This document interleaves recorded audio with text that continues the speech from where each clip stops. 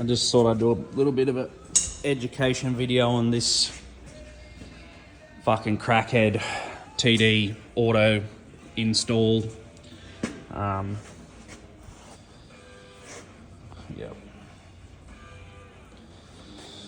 Anyway, so this guy sent it to a conversion person. I don't fucking know who it is.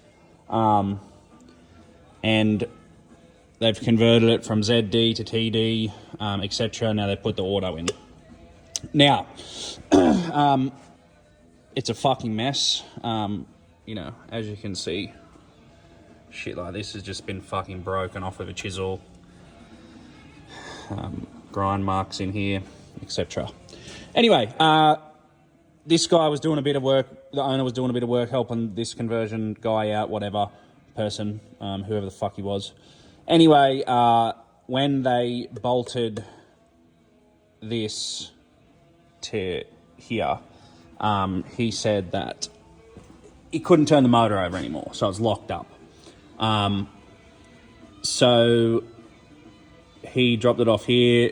We asked a few questions straight away, and sort of worked out that, for one, there's not enough free play, or converter float, or flex plate, end float, whatever you want to fucking call it. So this measurement, 29 mil from the bell housing to the foot, 29 mil. Now, if you look up here, from the cover plate to where the foot bolts is only 30 mil. So that is with the engine forward. Obviously, the cranks will float forward and back. That's why they have a thrust bearing, etc. And I can guarantee you most of these will float more than one millimeter.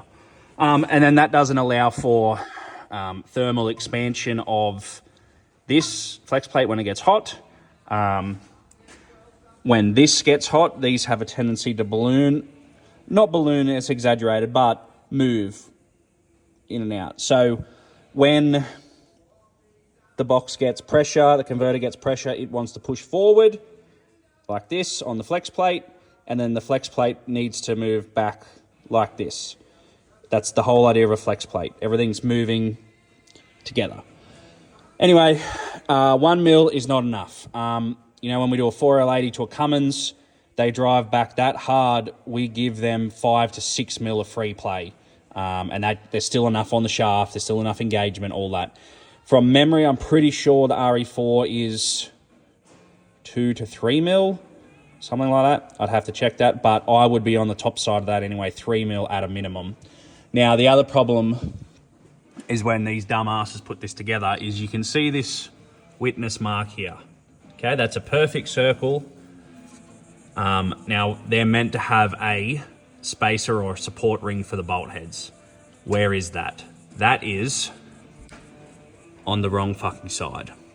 So from memory, that spacer, I believe, is 3 mil.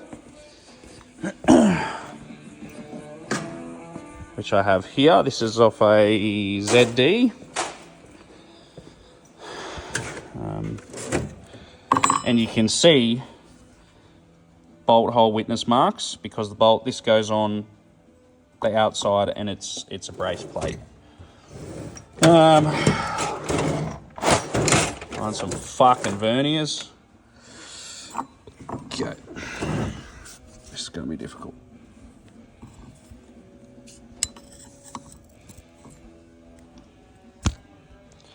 That that spacer is 2.4 mil. So that is about right with the end float that we need, 3 mil. So yeah, basically we've got 1 mil now. So we basically have what? 3.4 mil of float, which is fine, which is good. So yeah, that spacer is on the wrong side, so that's taken up all the fucking slack, so to speak, in there. Now, the other thing that's happened is this converter spins, but it is fucking tight.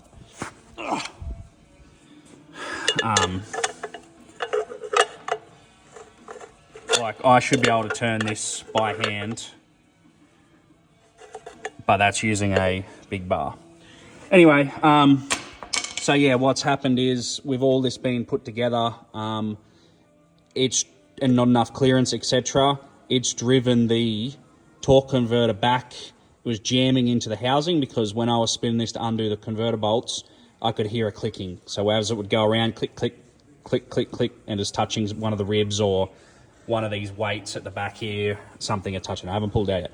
The next problem is this is fucking jammed on the shaft, the splines are twisted maybe on the seal, I don't know, but I've been trying to wiggle it. I'm about to go get a slide hammer to put on here and try and fucking, like that, fucking yank it out. But anyway, I'll do another video once I get this out and then get this off. But I just wanted to show people, and these measurements are fucking important. So we'll come back to that. All right, flex plate's off. Spacer on the wrong side. So that one should go there, and then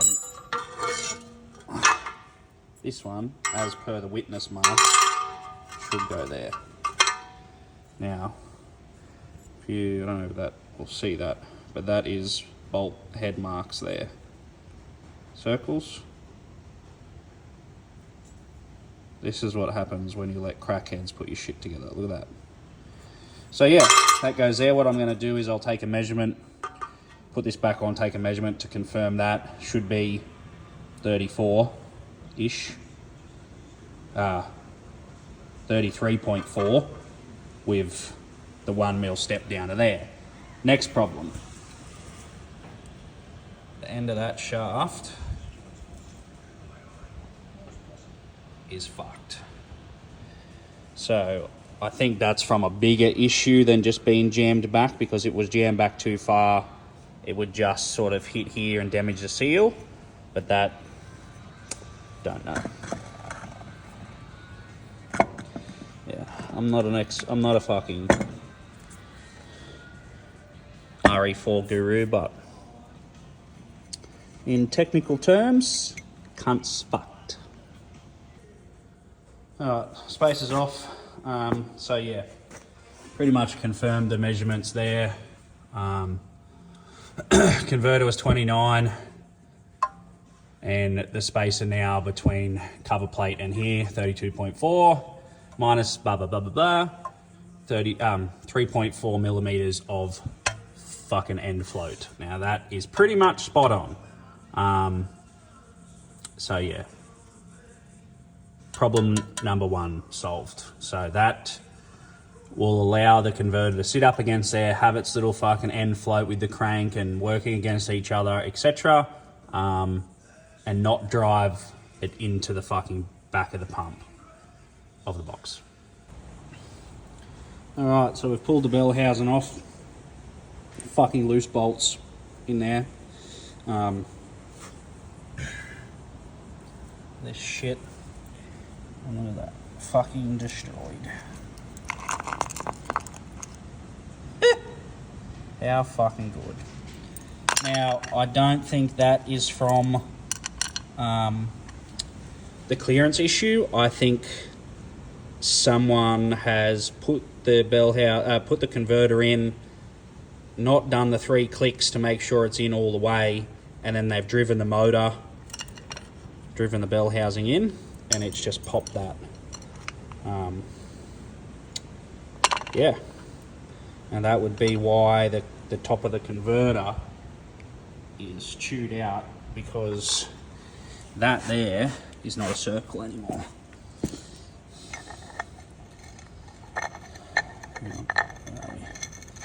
Well, actually, they're not a fucking circle anyway, but there you go. It's oval with flats. But yeah, that has fucking mashed the fuck out of that.